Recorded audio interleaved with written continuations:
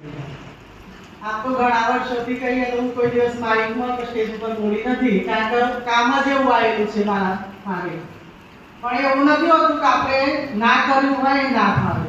આપણે પ્રયત્ન કરીએ તો બધું જ આવડે.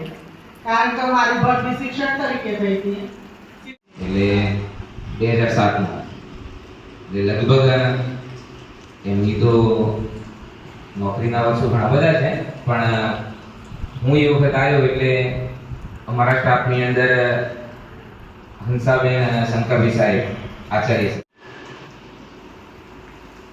1/8/2009 એ મારી ભરતીની તારીખ છે. એટલે લગભગ હું જ્યારે આ શાળાની અંદર આવ્યો